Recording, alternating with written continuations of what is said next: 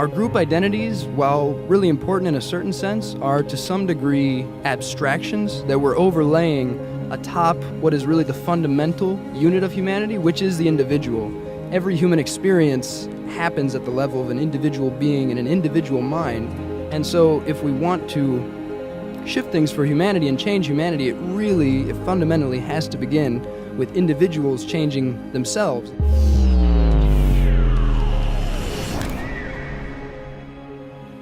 Well, here we are again on another episode of the Freedom Culture podcast, and I'm sitting here with Jordan Bates. He is the CEO of High Existence, and he's about to drop some wisdom bombs on humanity, and we're on this precipice of change and where we need to go from here, and what the importance of where we are right now in humanity. Yeah, I'm excited. Me too. You want to introduce yourself a little? Sure, yeah. My name is Jordan Bates, like she said. I am the director of HighExistence.com. I'm a writer, entrepreneur, rapper, world traveler. I wear quite a few hats, and just general student of life, just a very curious student of life who tries to learn from every situation and every person that I come in contact with. So, yeah. Cool. Sounds exciting. So we were just talking just before we got on here about where humanity is right now and all the different changes that are happening, and how vital this moment where we're in, how vital that is to the future and where the world's going. What are your thoughts on some of that? Yeah, so we stand at an absolutely crucial precipice, I think, in the history of humanity. A really unprecedented moment in world history. I mean, what a time to be alive, really. It's kind of like living in a science fiction movie. All this stuff is happening. The rate of change just seems to keep accelerating, and it's really, if for no other reason, I'd love to live a really long time just to see how the movie of this particular moment in human history unfolds, because we're seeing such monumental changes. And really, I think a good way of summarizing one aspect of what makes this moment so utterly important is actually a quote from a guy called Daniel Schmachtenberger. He's a visionary, luminous mind, and he likes to say that we're gaining the power of gods, but without the love and wisdom and care of gods, we'll self-destruct. So he's pointing to the fact that through technology, we're actually becoming almost like demigods with the amount of power we have to destroy and reshape the world. Mm-hmm. I mean, this planet right now is laced with thousands of nuclear warheads that we've built that could literally blow us all to hell if the wrong guys push a few buttons. Yeah. And we're gaining more and more of this type of power, which could be used for, great and noble and beautiful purposes, or it could be used for apocalyptic and terrible purposes. And so the decision-making power of our species as individuals and as a collective has just increased exponentially. And with that comes as well an exponential increase in responsibility that we currently have to wield that power wisely. And so he's really saying, we're gaining the power of gods. We could literally blow up the world, or we could arguably create something along the lines of a utopia.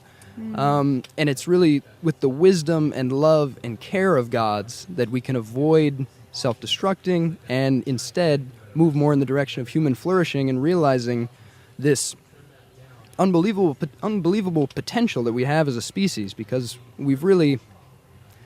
our potential is enormous. We see it in the greatest acts of human courage and the greatest acts of history, so many acts of selflessness and kindness and beauty and art and courage and science and philosophy. Our species has so many wonderful aspects, and to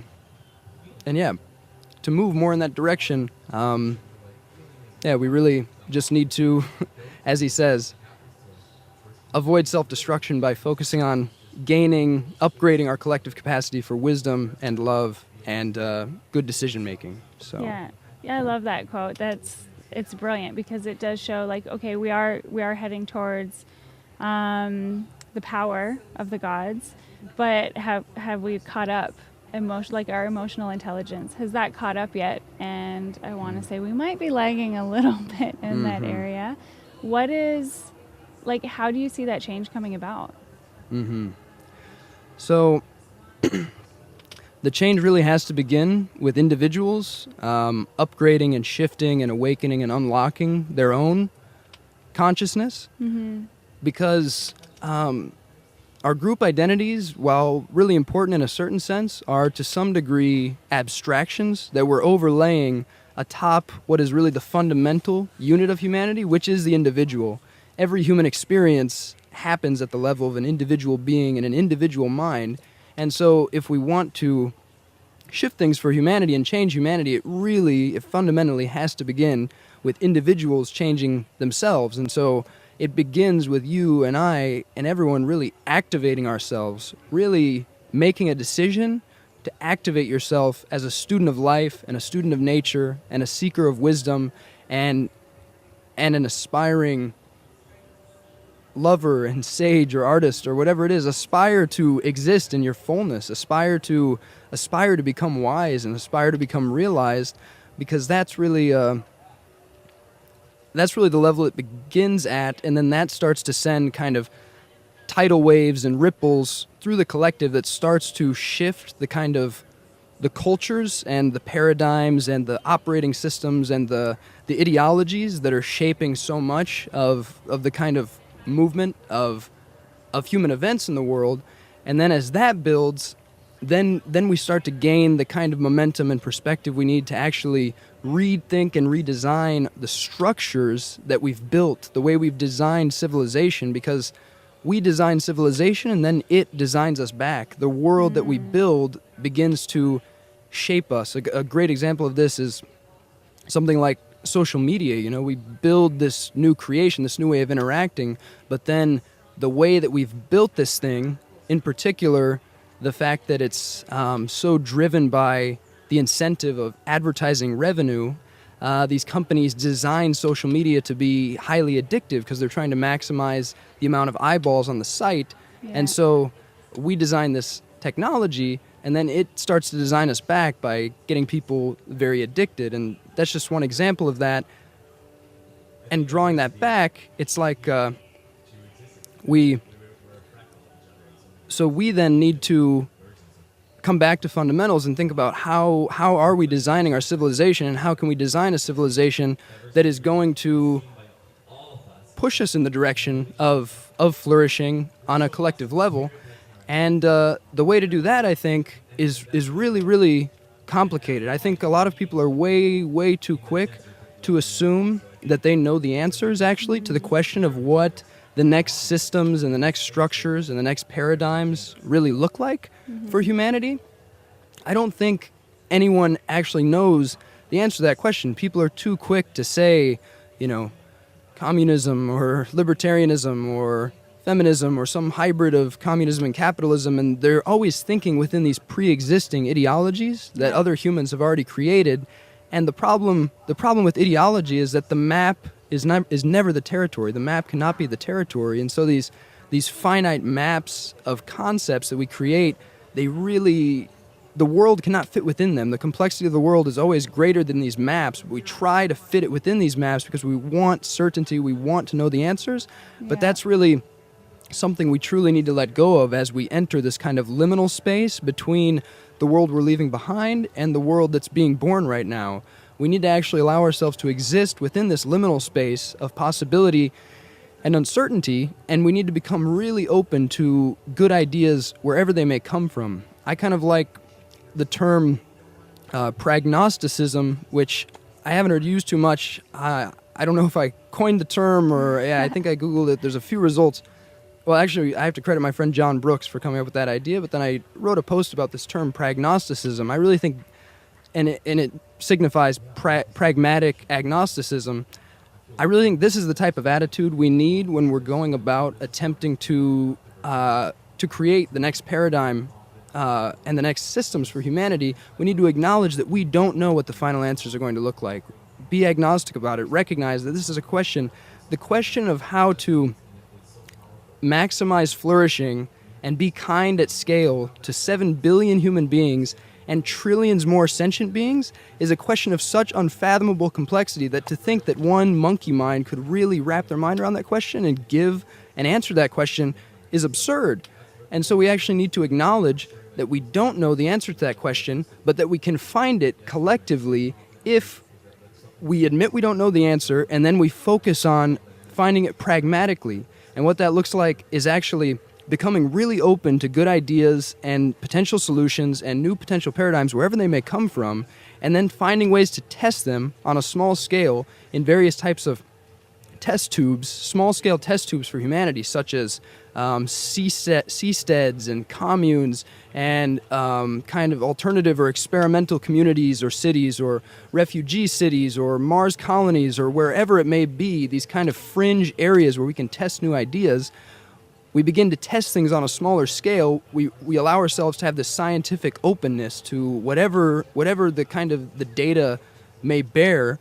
And then we just see what actually works on these small scales and actually facilitates the type of flourishing we're looking for. Yeah. And then as we see that, we can begin to scale up the ideas that work, and we can move closer to actually being kind at scale, which is ultimately what we need to do. We need to be wise and kind at scale, which is a profoundly, profoundly difficult thing to do. And so we need to stop thinking we know the answers to how to do that.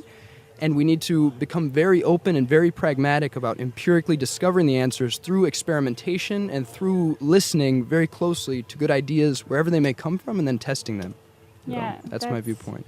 That's interesting. Actually, as you were talking, I started reading a book a while back called Envisioning Real Utopias, and it kind of breaks down all the different ways that societies have been set up and what's good about them, the flaws about them, and I haven't finished it yet, so I don't know if they give an answer in the end. And then I was about to ask, like, what would your utopia be? But sounds like, is there anything different than what you just explained? That sounds like a brilliant idea, but Yeah, I think we have to be really careful with the idea of utopia because I think that the idea of utopia throughout history has been a very dangerous game to play because people get this idea in mind that they know what utopia is, they know what it looks like, they know how to get there, and then they become blinded by this idea and it becomes a new ideology, and they become willing to do profoundly inhumane things in the name of actualizing what their ideology suggests is the next phase for humanity. And there's a great Nietzsche quote that really sums up kind of what to be careful of here, which is, he who fights monsters should be careful lest he thereby become a monster. And so there's this perennial tendency of humanity to have this extremely dense shadow and to have this idea that, oh, we're the good guys. We've got the idea of the utopia. We just need to actualize this. And when you think that you're just inextricably one of the good guys, that's when you're most likely to become blind to the fact that you still have the capacity to do terrible things. And if you start doing terrible things in the name of your supposed utopia, you're going to start manifesting the exact type of phenomena that you so vehemently claim you want to dispose of and eradicate. And so I think, the idea of utopia is complicated in that way, and we have to always be extremely, extremely conscious of the human tendency for self-delusion and the human tendency to not look at our shadows and when we think we're the good guys to do terrible things. With that being said, I do think that we have the capacity to create a world that is where we're actually being kind at scale and where we're actually, Daniel Schmachtenberger likes to use the term omni-win-win or omni-considerate, a world in which we're actually, we're building a new system that allows us to play a type of game that is not a zero-sum game. It's actually a game that transcends the pitfalls of win-lose dynamics where there must be a winner and there must be a loser. He believes we can actually design a world that is omni-win-win and omni-considerate, where it considers all actors and it allows us to play in a way where we're collaborating to basically raise everyone up and allow everyone to flourish. And I think that that's a really good idea, kind of signaling the direction we need to go. I think another great thinker in this regard is Charles Eisenstein, who really talks about how for millennia humanity's gone very deep into this kind of story of separation and how we've built a world based on the idea of ourselves as kind of separate individuals, and then the world we've built mirrors that and reinforces that and has just led us to this place of profound disconnection. Yeah. And so many people feel that profound disconnection and alienation, even if they couldn't put their finger on what it is, they feel it in their hearts. And he suggests that we're kind of in a liminal space between stories where we're exiting this age of separation, where we're waking up to how this has been a poison for us and really a poison for the world, and how we're entering what he suggests we might call the age of reunion, where we need to kind of begin to disseminate in the collective mind space, the collective meme space, this idea of a really a sacred reunion and reconnection with ourselves and with nature and with each other. Because when we're connected, when we're deeply connected with ourselves and nature and each other, that's when we realize that we're not cut off, and we realize that we're actually an inextricable, fundamental piece of this infinite process of reality, of nature, of the cosmos, and we see that we're connected to so much more than we know, and that actually, in a certain sense, our deep self is vast and expansive beyond belief, and that's when we kind of transcend the individual ego and the monkey mind that causes so many problems, when we begin to connect with this larger reality that can bring us such deep peace and tranquility and can fill our hearts with love as we see that we're connected with everything. So I think that's another really important piece of the puzzle is kind of cultivating new paradigms and disseminating new ideas, and not just ideas, not just on the mind level. We need to also be engaging in practices and rituals and modalities that reconnect us with the heart and allow our hearts to open up and reconnect with ourselves and each other and nature. And it's that visceral feeling, not just the idea that we're connected, but the visceral feeling of reconnection and being connected that I think really fundamentally underlies any experience of community that feels deeply sacred and utopian and nourishing and deeply, deeply meaningful to the human spirit. So those are a couple pieces. I could probably keep riffing on that topic. It's a great question. What does utopia look like? Yeah. Yeah. No, it's fascinating. I could listen to you for a really long time. It's interesting. I like hearing people's viewpoints on this. Yeah, so you work with High Existence. You've been working with them for a while. You're pretty familiar with the freedom culture vibe. What does that embody? Like, how does it embody for you, freedom culture, and what does that mean as a whole as well? That's a great question. So one of my, I feel like, deep kind of missions or purposes in life is to attempt to free myself and others. Through the process of freeing myself, help free others, and really teach and heal myself so that I can therefore hopefully teach and heal other people and allow people to liberate themselves in a wide variety of ways. So when I think of freedom culture, I think of a culture or community in which we're all engaged in that type of work of attempting to liberate ourselves individually and liberate each other through, again, through activating ourselves as students of life and wisdom seekers and engaging in this process of peeling back the layers and individual enlightenment, and then finding ways to share that with each other and liberate each other.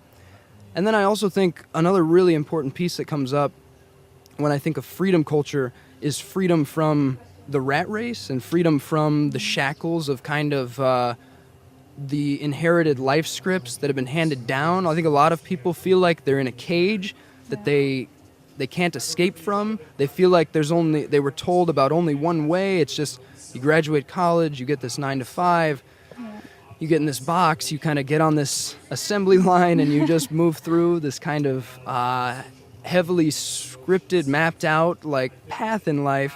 And for a lot of people that way still works and it still brings happiness, and there's a reason it became the status quo. But at the same time, I think we're reaching a point where a lot of people are waking up to their own inner urge for freedom and creativity and power, and they're finding that old life script is too limiting, and in a certain sense it's actually crushing their soul and crushing the part of them that is deeply connected. And so when I think of freedom culture, I also think of a community or culture that is exploring ways to liberate ourselves from all types of shackles, but indeed the shackles of inherited life scripts and the shackles of the kind of societal paradigms in which we're operating, such as, the rat race and the idea that you need to live that way. And so that then brings in a whole lot of different pieces that I think are connected to this question, and pieces that come to mind are entrepreneurship and alternative housing options and travel hacking, ways to travel cheaply, minimalism and self-reliance and time management and productivity and shifting your mindset to kind of, align with something more along the lines of realizing something akin to Joseph Campbell's notion that follow your bliss and the universe will open doors where there were only walls, or Terence McKenna's notion, nature loves courage, you make the commitment and nature will respond by removing impossible obstacles. When we begin to follow our highest excitement and take courageous steps in the direction of freeing ourselves, there's an uncanny way in which the universe seems to respond to that and actually meet us halfway. And so I think beginning to do some of that mindset work is really crucial. But then there are all the practical pieces around some of the other things I mentioned, and that's where you want to dig in and read books like, the 4-Hour Work Week and Vagabonding and $100 Startup and some of these different pieces that are going to start to fill in the gaps and just really open your mind on what is possible for you, because actually we're in an unbelievable landscape where the internet in particular has begun to open up unbelievably vast possibilities and opportunities that were never there before. Yeah. And perhaps more than any other thing in the modern world, the internet can be a force for liberation. If you're someone who really feels limited by what you've inherited and what you've been told to do and the life you're living, the internet, you can literally, it's the greatest educational resource and greatest library humanity has ever devised. If you're sufficiently motivated, you can teach yourself anything on the internet, you can teach yourself almost any skill, and you can find a multitude of ways to actually earn money on the internet, for instance, and begin to liberate yourself from the brick and mortar, constricted 9-to-5 alarm clock boss kind of financial paradigms that feel like such a poison to so many of our souls. You can begin to liberate yourself from that and exist within this new paradigm. And I really think what we're seeing with the economy shifting online is just the beginning of kind of a gold rush of discovering how many ways there are to actually earn money doing meaningful work on the internet. I think we've only scratched the surface, and that's really, if someone felt really stuck, I would probably tell them first and foremost, start looking at ways that the internet can be a force for liberation. Yeah. But with that piece, you also have to realize that the internet has profound potential to be a giant black hole of bullshit and a giant attention suck. Yeah. And that's where the piece about attention comes in. Attention truly is your most valuable resource. Yeah. And so if you're going to use the internet in that way, it requires that you hone your attention to be a kind of katana that can really slice through the bullshit and really deeply focus on what should I be using this for? How can I use this to learn things that I can actually use to liberate myself and empower me, rather than just reading about some current event that you can have no effect over, or reading about or looking at a picture of what someone ate for breakfast. Like instead, digging deep into information that's actually going to be useful for you. If you treat the internet that way and you live that mantra that attention is your most valuable resource, the internet can be an unbelievable tool for liberation. So, yeah, those are some of the pieces that come to mind when I think of freedom culture. Yeah, so how, because you're saying you have to hone your attention, how are ways you do that? Yeah, that's a great question. I think relentlessly prune bullshit. Just make a practice in day-to-day life, and especially on the internet, of just relentlessly investigating the question of what are the things I pay attention to that do most of the heavy lifting in terms of providing value in my life and taking me where I want to go. Yeah. There's this principle Tim Ferriss talks about a lot in the 4-Hour Work Week called the Pareto Principle. It's also known as the 80-20 rule. And this is basically, the suggestion is that this is a ratio that's applicable in a wide array of concepts. But in the domain of efficiency and productivity, what it means is that often it's the case that 20% of your inputs on any particular project in life, any goal you want to achieve, 20% of the things you actually do end up creating 80% of the outcomes that you're trying to create. And so it's often the case that really a small portion of the actions you're actually taking and the things you're paying attention to are doing most of the heavy lifting in terms of allowing you to create the things you want to create. And so really your goal becomes relentlessly honing in on what are these 20% of inputs, these 20% of things that I'm paying attention to that are, and maybe it's a smaller percentage than that are actually contributing to the life that I want to create for myself, and just relentlessly attempting to slice away the bullshit. I think that is utterly crucial. And as well, when it comes to being able to focus in particular, once you've identified the things to pay attention to, you still need this ability to focus deeply on those things to actually learn them and absorb them in a way that's going to be useful for you. And so focus building practices, probably the most common one that would jump to mind would be meditation. Meditation can really help with this, but also any kind of like deep focused exercise such as reading. You can turn reading into a meditation. It can build focus. Really any kind of deep work you do for an extended period of time, such as writing for several hours or several hours of creative work, and just generally making a practice of not attempting to not have such an ADHD consciousness, not trying to multitask through life constantly and have 18 tabs open on your browser and in your mind all the time. Attempting to Jordan Lejuan, the founder of High Existence and a genius serial entrepreneur and great friend and mentor of mine, he recently told me about an exercise he likes to do where he makes a list of all the apps that are currently open in his mind. It's like you have the app that you're currently paying attention to, but similar to a phone, we often have all these apps running in the background, taking up bandwidth and just kind of sapping us of vital attention and energy. So he likes to make a list of every app that's open in his mind and then very deliberately kind of cross things off the list and meditate and focus almost visually on the idea of just closing that app and cutting that cord and just getting down to the app that you actually want to have open in the moment. Because, really the ability to focus and single task very deeply on one thing and the ability to select that thing wisely and pay attention to the right thing, that's really a superpower. And if you begin to get that, begin to cultivate that, you'll be ahead of most people. And it's harder than ever is the thing. This is another reason it'll take you farther than most people, is that we're in an environment that is just bombarding us and assaulting us from all angles with super normal stimuli and super normal distraction. And so it's really never been more difficult to do this, of paying attention to the right things and then focusing very deeply. And so if you find a way to cultivate that capacity, it's really going to be give you an enormous comparative advantage when you kind of are in the field, in the world and just over other people in general. So yeah. I like that idea. The app's open. I'm going to start doing this. I'm just kind of closing them. I'm also one of those people that I might need that tab later, and but I need to stop doing that as well, because you're right. It is an attention thing. And when you see all those tabs at the top, it's distracting. Whereas in your mind, it's the same. You're really focusing on creating one thing, but you have all these other things behind you. It's just not really going to work. Thanks so much for your insights. I've had a really great time chatting. And I'm taking a lot away from it. I hope everybody else is as well. And hopefully we'll talk more. Yeah, thank you so much. Really appreciate it.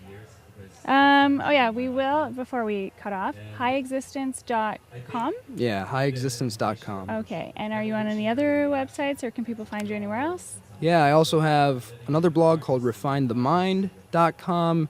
And I'm on Twitter, Facebook, Instagram, Jordan Bates. Just search for me and you can find me. And also apotheosisretreat.com. High Existence has started creating spiritual and psychedelic retreats called Apotheosis Retreats. So if you're interested in a week of diving really deep with other students of life and kind of forming a community and engaging in a wide array of kind of practices and modalities aimed at reconnecting with yourself, nature, and others, and moving toward wholeness and self-actualization and transcendence, you might be interested in Apotheosis. Sounds interesting. Cool. We'll put the links in the comments, and thanks for your time. It's been brilliant. Thank you so much.